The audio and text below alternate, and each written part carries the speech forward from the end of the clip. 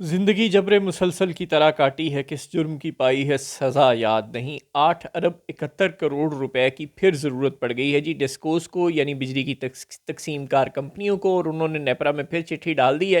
کہ ہمیں یہ 8 ارب 71 کروڑ روپے غریبوں کی جیبوں سے نکلوا کے دیں، کیونکہ وزیر اعلیٰ پنجاب مریم نواز، وزیر اعظم پاکستان میاں شہباز شریف، اور وزیر اعلیٰ سندھ مراد علی شاہ اور دیگر جتنے بھی سیاسی اشرافیہ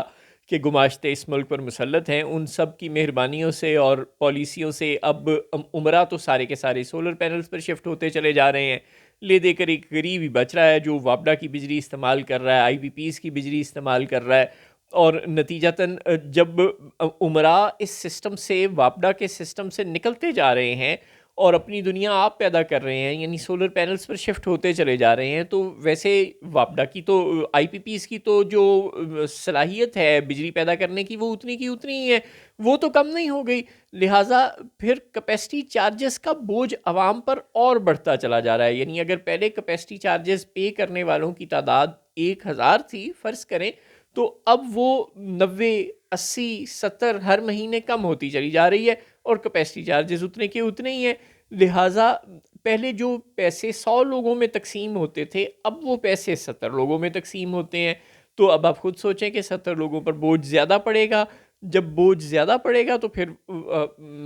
ہر مہینے نیپرا میں چٹھیاں جائیں گی، اور اس کے نتیجے میں ہر مہینے نیپرا ایک نام نہاد قسم کی سماعت کرے گا، اور ملک و قوم کے وسیع تر مفاد میں ان ڈسکوز کو، ان تمام بجلی کی تقسیم کار کمپنیوں کو بجلی کی قیمت میں ایک مرتبہ پھر اضافہ کرنے کی اجازت دیتا رہے گا۔ اور جب کبھی وزیر اعلیٰ پنجاب مریم نواز، وزیر اعظم پاکستان شہباز شریف، عظیم رہنما ہمارے یہ دیکھیں گے کہ عوام کا پارا ہائی ہو رہا ہے اور وہ سڑکوں پر نکلنے کے لیے تیار ہیں، یا کوئی پی ٹی آئی یا جے یو آئی ٹائپ کوئی باغی اور نام نہاد جماعت، یا کوئی منظور پشتین ٹائپ شخص، یا کوئی ڈاکٹر مہرنگ بلوچ جیسی کوئی باغی عورت ان کو بھڑکا دے گی ہمارے خلاف، تو پھر وہ ملک و قوم کے وسیع تر مفاد میں ٹی وی چینلز پر 4000 اشتہارات چلا کر ان کے 4 ارب روپے اپنے پسندیدہ ٹی وی چینلز کو ادا کر کے وہ یہ کریں گے کہ ہم نے 3 مہینے کے لیے سبسڈی دے دی ہے۔ وہ 3 مہینے کے لیے پنجاب کے خزانے سے سبسڈی دے دیں گے، اور یوں جو پنجاب میں جو 20 ترقیاتی پروجیکٹس ہونے تھے وہ وائنڈ اپ ہو جائیں گے، ان کی جگہ یہ سبسڈی مل جائے گی، اور 3 مہینے بعد پھر وہی سب کچھ شروع ہو جائے گا، اور اس 3 مہینے کے دوران جو مزید بجلی کی قیمتوں میں اضافہ ہوتا رہے گا تو عوام کو ریلیف نہیں ملے گا۔ یعنی یہ ایک وشیس سائیکل ہے، ایک آواگونی چکر ہے، جس میں ہم سب بہت بری طرح سے پھنس چکے ہیں، اور اس میں سے پھنسانے والے ہمیں ظاہر ہے نون لیگ اور پیپلز پارٹی کے وہ لوگ ہیں جنہوں نے ان آئی پی پیز کے ساتھ معاہدے کیے تھے، اور ان میں کیا اس چکر سے ہمیں نکالنے کی صلاحیت موجود ہے؟ میرے والوں نہ ہی سمجھو، اللہ کرے کہ کبھی یہ نکال لیں، لیکن جو وزیر توانائی ہیں وہ تو اپنے منہ سے فرما رہے ہیں کہ اگلے 10 سال تک بجلی کا یہ مسئلہ حل ہونے والا نظر نہیں آتا، اور اسی طرح قیمتیں بڑھتی رہیں گی۔ تو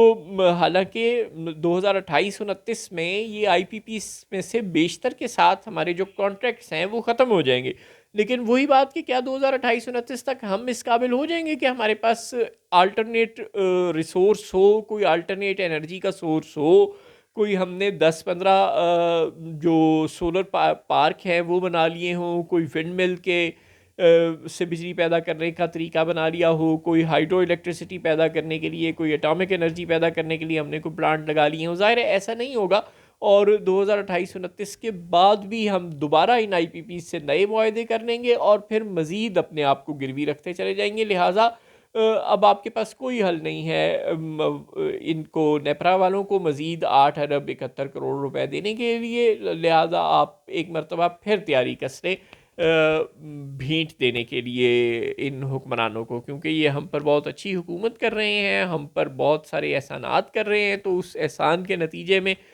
ہمیں انہیں بھیٹ تو دینی پڑے گی، قربانی تو دینی پڑے گی۔ لہٰذا ایک مرتبہ پھر ملک و قوم کے وسیع تر مفاد میں قربانی دینے کے لیے تیار ہو جائیں۔